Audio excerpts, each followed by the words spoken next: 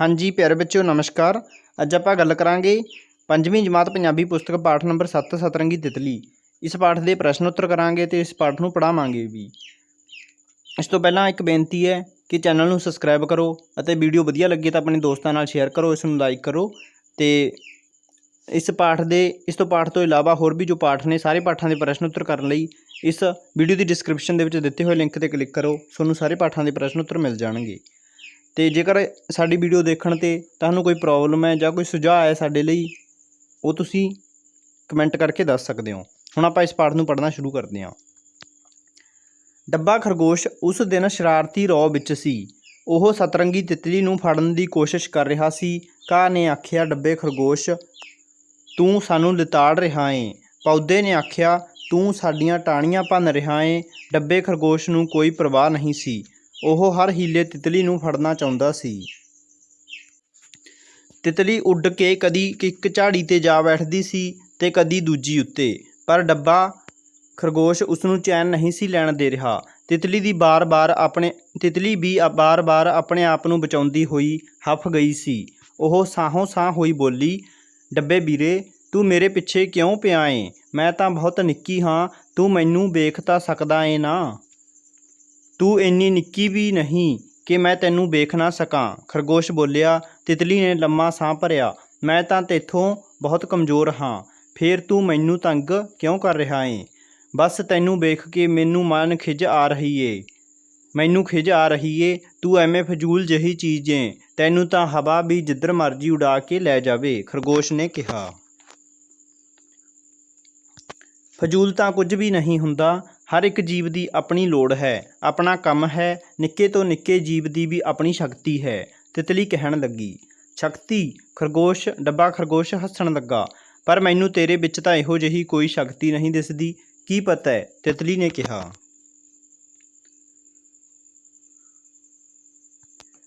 ਜੇ ਇਹ ਗੱਲ ਹੈ ਤਾਂ ਹੋ ਜਾਏ ਇੱਕ ਮੁਕਾਬਲਾ। ਆਪਾਂ ਸਾਡੇ ਘੁਰਨਿਆਂ ਤੱਕ ਜਾਵਾਂਗੇ, ਵੇਖਦੇ ਹਾਂ ਉੱਥੇ ਕੌਣ ਪਹਿਲਾਂ ਪਹੁੰਚਦਾ ਏ। ਖਰਗੋਸ਼ ਹੰਕਾਰ ਵਿੱਚ ਬੋਲਿਆ। ਬਸ ਫੇਰ ਕੀ ਸੀ, ਦੋਹਾਂ ਦਾ ਮੁਕਾਬਲਾ ਸ਼ੁਰੂ ਹੋ ਗਿਆ। ਡੱਬਾ ਖਰਗੋਸ਼ ਪਲ ਛਿਣ ਵਿੱਚ ਹੀ ਟਪੂਸੀਆਂ ਮਾਰਦਾ ਨਜ਼ਰਾਂ ਤੋਂ ਓਹਲੇ ਹੋ ਗਿਆ। ਤਿਤਲੀ ਆਪਣੇ ਸਤਰੰਗੇ ਪਰਾਂ ਨੂੰ ਹਿਲਾਉਂਦੀ ਹੋਈ ਉਹਦੇ ਪਿੱਛੇ ਪਿੱਛੇ ਉੱਡ ਪਈ। ਉਹ ਬਹੁਤ ਦੇਰ ਤੱਕ ਉੱਡਦੀ ਰਹੀ। ਅੱਗੇ ਪਹੁੰਚੀ ਤਾਂ ਉਹਨੂੰ ਝੀਲ ਦੇ ਕਿਨਾਰੇ ਡੱਬਾ ਖਰਗੋਸ਼ ਨਿੰਮੋ ਝੂਣਾ ਹੋਇਆ ਬੈਠਾ ਦਿਸ ਪਿਆ। ਤੂੰ ਖਲੋ ਕਿਉਂ ਗਿਆ ਏਂ? ਤਿਤਲੀ ਨੇ ਡੱਬੇ ਖਰਗੋਸ਼ ਨੂੰ ਆਖਿਆ। ਅੱਗੇ ਝੀਲ ਜੂ ਹੈ, ਜੇ ਮੈਂ ਪਾਣੀ ਉੱਤੇ ਪੈਰ ਰੱਖਿਆ ਤਾਂ ਡੁੱਬ ਜਾਵਾਂਗਾ, ਫੇਰ ਮੇਰੇ ਕੋਲੋਂ ਪਾਣੀ 'ਚੋਂ ਨਿਕਲਿਆ ਨਹੀਂ ਜਾਣਾ। ਤਿਤਲੀ ਉੱਡ ਕੇ ਪਾਣੀ ਉੱਤੇ ਤਰ ਰਹੇ ਇੱਕ ਪੱਤੇ ਉੱਤੇ ਬੈਠ ਗਈ। ਵੇਖ, ਝੀਲ ਮੈਨੂੰ ਕੁਝ ਨਹੀਂ ਕਹਿ ਰਹੀ। ਡੱਬਾ ਖਰਗੋਸ਼ ਚੁੱਪ ਰਿਹਾ। ਮੈਂ ਤਾਂ ਉੱਡ ਕੇ ਵੀ ਝੀਲ ਦੇ ਪਾਰ ਜਾ ਸਕਦੀ ਹਾਂ। ਤਿਤਲੀ ਨੇ ਡੱਬੇ ਖਰਗੋਸ਼ ਨੂੰ ਕਿਹਾ। ਮੈਂ ਉੱਡ ਨਹੀਂ ਸਕਦਾ। ਡੱਬੇ ਖਰਗੋਸ਼ ਦੀ ਆਵਾਜ਼ ਵਿੱਚ ਬੇਬਸੀ ਸੀ। ਕੋਈ ਗੱਲ ਨਹੀਂ, ਤੂੰ ਉੱਤੋਂ ਦੀ ਬਲ ਦੇ ਕੇ ਝੀਲ ਦੇ ਅਗਲੇ ਪਾਰ ਪਹੁੰਚ, ਉੱਥੇ ਆਪਾਂ ਮੁਕਾਬਲਾ ਫਿਰ ਸ਼ੁਰੂ ਕਰ ਲਵਾਂਗੇ। ਸਤਰੰਗੀ ਤਿਤਲੀ ਨੇ ਡੱਬੇ ਖਰਗੋਸ਼ ਨੂੰ ਆਪਣੱਤ ਨਾਲ ਆਖਿਆ।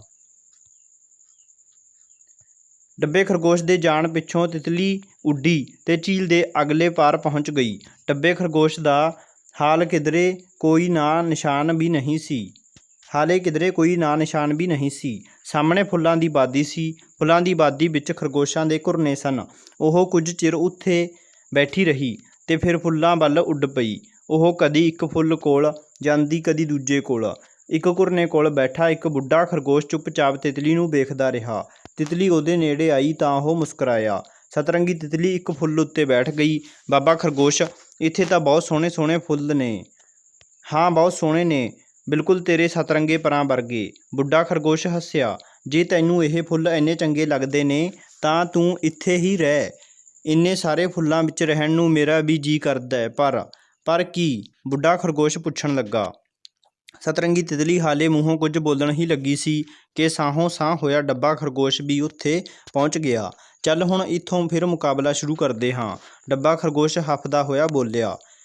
ਇਸ ਤੋਂ ਅੱਗੇ ਤਾਂ ਨਦੀ ਹੈ, ਤਿਤਲੀ ਬੋਲੀ। ਹਾਂ, ਇਸ ਤੋਂ ਅੱਗੇ ਤਾਂ ਨਦੀ ਹੈ। ਡੱਬੇ ਖਰਗੋਸ਼ ਨੂੰ ਨਦੀ ਦਾ ਚੇਤਾ ਹੀ ਨਹੀਂ ਸੀ ਰਿਹਾ। ਉਸ ਹਾਰਿਆਂ ਵਾਂਗ ਸਿਰ ਸੁੱਟ ਲਿਆ। ਡੱਬੇ, ਮੈਨੂੰ ਪਤਾ ਹੈ ਤੂੰ ਬਹੁਤ ਤੇਜ਼ ਦੌੜਦਾ ਹੈ, ਇਸ ਲਈ ਮੈਂ ਹਾਰ ਮੰਨ ਲੈਂਦੀ ਹਾਂ। ਤਿਤਲੀ ਉੱਡ ਕੇ ਉਹਦੇ ਕੋਲ ਜਾ ਬੈਠੀ। ਹੁਣ ਤਾਂ ਤੂੰ ਖੁਸ਼ ਹੈ ਨਾ? ਹੁਣ ਤਾਂ ਤੂੰ ਖੁਸ਼ ਹੈ? ਡੱਬੇ ਖਰਗੋਸ਼ ਨੇ ਹੈਰਾਨ ਹੋ ਕੇ ਤਿਤਲੀ ਵੱਲ ਦੇਖਿਆ। ਮੈਨੂੰ ਆਲੇ ਭੋਲੇ ਖਰਗੋਸ਼ ਬਹੁਤ ਚੰਗੇ ਲੱਗਦੇ ਨੇ। ਤੁਹਾਨੂੰ ਦੇਖ ਕੇ ਸਭ ਨੂੰ ਖੁਸ਼ੀ ਮਿਲਦੀ ਹੈ। ਸਤਰੰਗੀ ਤਿਤਲੀ ਨੇ ਮੁਸਕਰਾਉਂਦਿਆਂ ਹੋਇਆਂ ਖਰਗੋਸ਼ ਨੂੰ ਕਿਹਾ, ਜੇ ਖਰਗੋਸ਼ ਮੇਰੇ ਦੋਸਤ ਹੋ ਜਾਣ ਤਾਂ ਮੈਂ ਇੱਥੇ ਹੀ ਰਹਿ ਪਵਾਂ, ਨਹੀਂ ਤਾਂ ਚਲੀ ਜਾਵਾਂ। ਬੁੱਢੇ ਖਰਗੋਸ਼ ਨੂੰ ਡੱਬੇ ਖਰਗੋਸ਼ ਤੇ ਸਤਰੰਗੀ ਤਿਤਲੀ ਵਿਚਕਾਰ ਹੋਈ ਪਹਿਲੀ ਗੱਲਬਾਤ ਦਾ ਕੁਝ ਪਤਾ ਨਹੀਂ ਸੀ। ਉਸ ਨੇ ਆਖਿਆ, ਸਤਰੰਗੀ ਤਿਤਲੀਏ, ਤੈਨੂੰ ਇਹ ਕਹਿਣ ਦੀ ਕੀ ਲੋੜ ਪੈ ਗਈ? ਅਸੀਂ ਤਾਂ ਸਭ ਦੇ ਦੋਸਤ ਹਾਂ, ਫੁੱਲਾਂ ਦੇ ਵੀ, ਤਿਤਲੀਆਂ ਦੇ ਵੀ। ਜੇ ਤਿਤਲੀਆਂ ਫੁੱਲਾਂ ਦਾ ਧੂੜਾ ਇੱਕ ਫੁੱਲ ਤੋਂ ਦੂਜੇ ਫੁੱਲ ਤੱਕ ਨਾ ਲੈ ਕੇ ਜਾਣ ਤਾਂ ਫੁੱਲਾਂ ਦੇ ਬੀਜ ਕਿਵੇਂ ਬਣਨ? ਫੁੱਲ ਕਿਵੇਂ ਖਿੜਨ? ਜੰਗਲ ਟਾਪੂ ਸੋਹਣੇ ਕਿਵੇਂ ਲੱਗਣ? ਤੂੰ ਇੱਥੇ ਹੀ ਰਹਿ, ਅਸਲ ਵਿੱਚ ਇਹ ਤੇਰੀ ਹੀ ਥਾਂ ਹੈ। ਡੱਬਾ ਖਰਗੋਸ਼ ਸ਼ਰਮਸਾਰ ਹੋਇਆ ਬੈਠਾ ਸੀ। ਉਹ ਬੋਲਿਆ, ਸਤਰੰਗੀ ਤਿਤਲੀਏ, ਤੂੰ ਜਿਹੜੀ ਗੱਲ ਸਮਝਾਉਣੀ ਸੀ ਮੈਨੂੰ ਉਸ ਦੀ ਸਮਝ ਲੱਗ ਗਈ ਹੈ। ਮੈਂ ਹਉਮੈ ਦੇ ਰੌਬ ਵਿੱਚ ਮੂਰਖ ਹੋ ਗਿਆ ਸਾਂ। ਤੂੰ ਖੁਦ ਨੂੰ ਹਾਰਿਆ ਕਹਿ ਕੇ ਵੀ ਜਿੱਤ ਗਈ ਏਂ। ਤੇਰੀ ਇਸ ਸ਼ਕਤੀ ਦੇ ਸਾਹਮਣੇ ਤਾਂ ਕੋਈ ਵੀ ਮਾਤ ਖਾ ਜਾਵੇ। ਔਖੇ ਸ਼ਬਦਾਂ ਦੇ ਅਰਥ। ਸ਼ਰਾਰਤੀ ਰੌ, ਚਾਂਬਲਣਾ, ਲਿਤਾੜਨਾ, ਮਿੱਧਣਾ, ਖਰਾਬ ਕਰਨਾ। ਹੀਲਾ, ਤਰੀਕਾ, ਚੈਨ, ਆਰਾਮ, ਹਫਣਾ, ਸਾਹ ਚੜ੍ਹਨਾ, ਥੱਕਣਾ। ਲੰਮਾ ਸਾਹ ਭਰਨਾ, ਹੌਂਕਾ ਲੈਣਾ। ਕੁਰਨਾ, ਖਰਗੋਸ਼ ਦੇ ਰਹਿਣ ਦੀ ਥਾਂ। ਪਲ-ਛਿਣ, ਬਹੁਤ ਜਲਦੀ। ਓਲੇ, ਅੱਖਾਂ ਤੋਂ ਪਰੇ। ਨਿਮੋ ਝੂਣਾ, ਉਦਾਸ। ਬੇਬਸੀ, ਬਸ ਵਿੱਚ ਨਾ ਹੋਣਾ। ਬਲ ਦੇ ਕੇ, ਉੱਪਰੋਂ ਦੀ ਘੁੰਮ ਕੇ। ਆਪਣੱਤ, ਆਪਣਾਪਣ। ਫੁੱਲਾਂ ਦੀ ਬਾਦੀ, ਜਿੱਥੇ ਬਹੁਤ ਸਾਰੇ ਫੁੱਲ ਲੱਗੇ ਹੋਣ। ਸਾਹੋਂ ਸਾਹ ਹੋਣਾ, ਸਾਹ ਚੜ੍ਹਨਾ, ਥੱਕ ਜਾਣਾ। ਸਿਰ ਸੁੱਟ ਲੈਣਾ, ਹੌਸਲਾ ਛੱਡ ਦੇਣਾ। ਫੁੱਲਾਂ ਦਾ ਧੂੜਾ, ਫੁੱਲਾਂ ਦੇ ਪਰਾਗ ਕਣ, ਫੁੱਲਾਂ ਉੱਤੇ ਪਿਆ ਆਟੇ ਵਰਗਾ ਪਦਾਰਥ। ਟਾਪੂ, ਸਮੁੰਦਰ ਦੇ ਵਿਚਕਾਰ ਖਾਲੀ ਜਗ੍ਹਾ। ਹਉਮੈ, ਹੰਕਾਰ, ਖੁਦ, ਆਪ, ਆਲੇ ਭੋਲੇ, ਭੋਲੇ ਭਾਲੇ। ਮਾਤ ਖਾ ਜਾਣਾ, ਹਾਰ ਜਾਣਾ। ਕੁਝ ਹੋਰ ਯਾਦ ਰੱਖਣਯੋਗ ਗੱਲਾਂ। ਸਾਨੂੰ ਆਪਣੇ ਆਪ ਉੱਤੇ ਘਮੰਡ ਨਹੀਂ ਕਰਨਾ ਚਾਹੀਦਾ।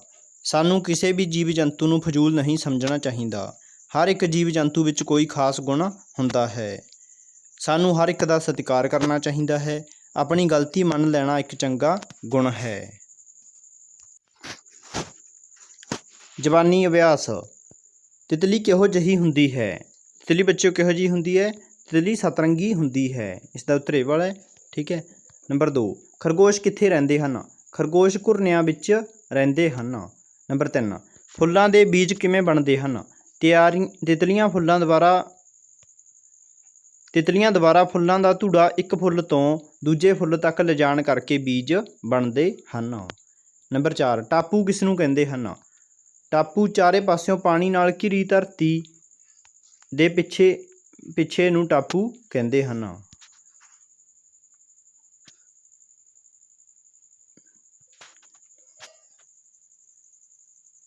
ਬੱਚਿਓ ਇੱਥੇ ਇਹ ਲਿਖਿਆ ਜਾਏਗਾ ਹਿੱਸਾ, ਜਾਂ ਤਾਂ ਕੁਛ ਹੋਰ ਲਿਖਿਆ ਜਾ ਸਕਦਾ। ਠੀਕ ਹੈ। ਜਿਹੜੀ ਧਰਤੀ ਹੁੰਦੀ ਹੈ, ਮਿੱਟੀ ਦਾ ਹਿੱਸਾ ਹੁੰਦਾ। ਠੀਕ ਹੈ। ਇੱਥੇ ਮਿੱਟੀ ਆ ਗਈ, ਚਾਰੇ ਪਾਸਿਓਂ ਪਾਣੀ ਆ ਗਿਆ। ਠੀਕ ਹੈ। ਚਾਰੇ ਪਾਸਿਓਂ ਪਾਣੀ ਨਾਲ ਘਿਰੀ ਧਰਤੀ ਦੇ ਹਿੱਸੇ ਨੂੰ ਟਾਪੂ ਕਹਿੰਦੇ ਹਨ।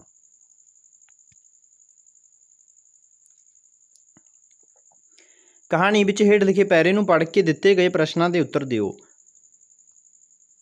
ਤਿਤਲੀ ਉੱਡ ਕੇ ਕਿੱਥੇ ਪਹੁੰਚ ਗਈ?